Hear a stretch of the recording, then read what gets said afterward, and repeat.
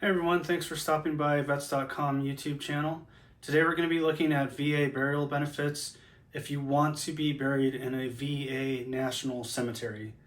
This will be a two-part video series. Went a little longer than I wanted, but the second part will be if you are not being buried in a VA National Cemetery and you are only looking to have a burial allowance. So this video will be about VA National Cemeteries, so I hope you enjoy the presentation. Okay, so today we're going to talk about basic eligibility, ineligibility, other groups such as U.S. citizens who fought for a foreign ally in a war, Hmong individuals, reservists, ROTC, etc.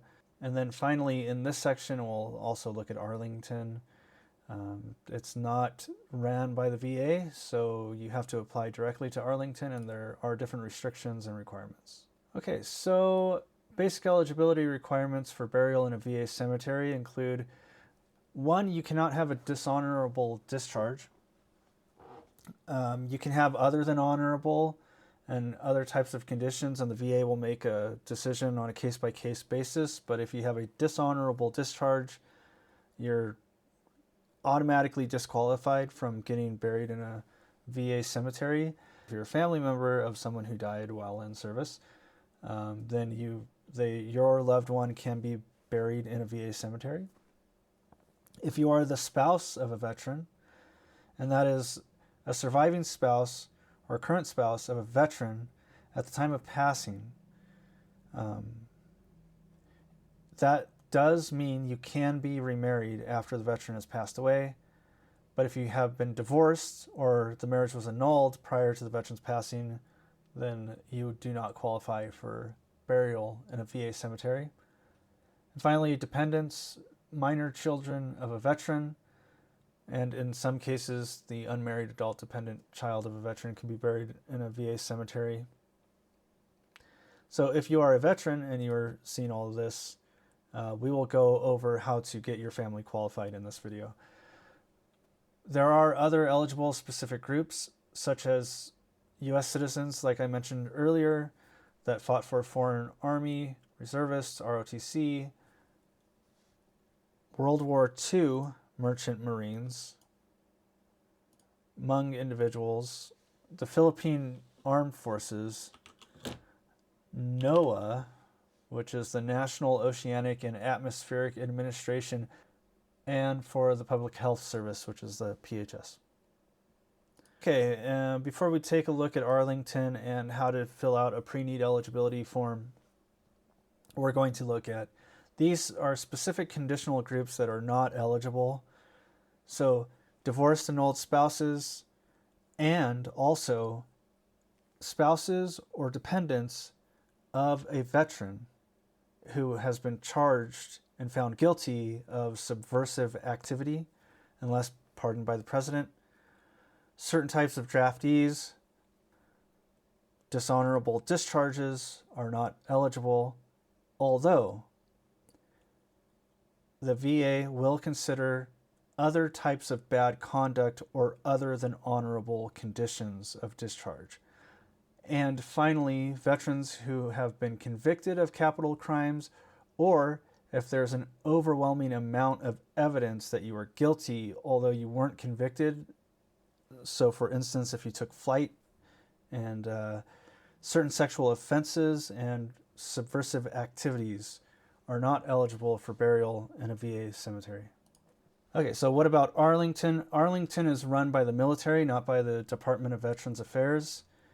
And you'll notice in the blue graph, if you want your ashes to be put in the Columbarian Court or the niche wall, it's a little easier to end up in Arlington. But if you want an in-ground burial, whether it be cremated remains or full body in a casket, the group is more restricted. So for instance, you'll notice on the first line, if you died on Title X active duty, you can be buried in Arlington unless it was for training. So if it was training or other than just normal Title X active duty, you can be inurned in Arlington, but you can't be buried. If that makes sense. You can, if you died in Title X active duty and you want to be inurned in the Columbarian Court, you can. But you can also be buried in ground. So let's look at the next example. Veteran. On the left-hand side, in the blue column, you have veteran, retired, or 1 day of active duty. Okay? Either one of those two groups of veterans can be inurned in the Columbarian Court. If you are a veteran retired from active duty, you can also have an in-ground burial if you choose. Whereas a veteran with 1 day or more of active duty that did not retire is not eligible for in-ground burial.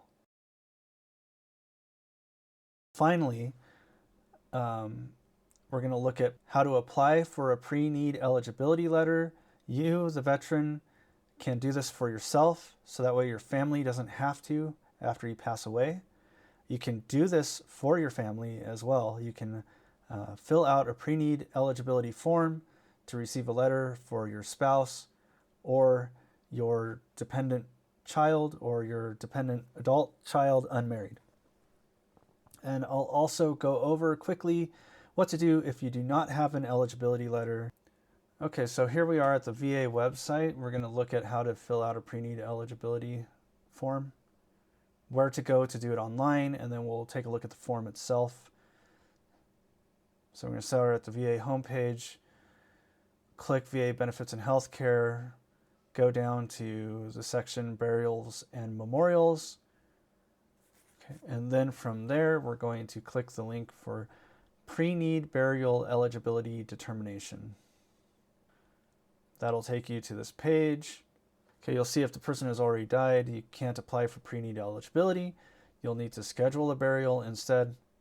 Then you'll need the veterans documents like the DD-214. You'll need to send that to the VA.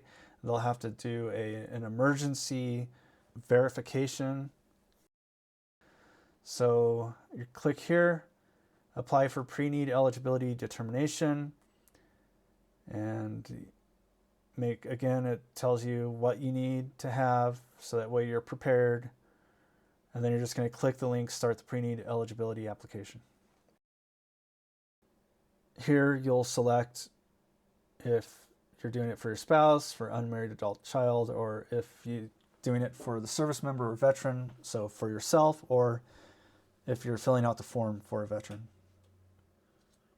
Okay, so I'm not going to be doing that today, so I'm just going to leave there.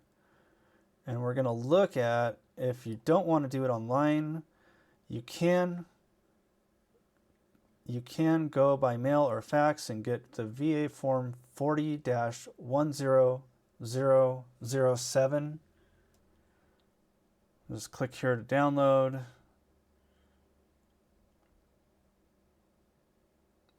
And this is what the document looks like. You'll see that you'll need your name, address, social security number, name used during military service, male, female, race, ethnicity. Since it's a pre-need determination, it does ask if the veteran is already deceased. So if you're a spouse applying for pre-need eligibility and your spouse was the veteran who had already passed, you would answer yes here. So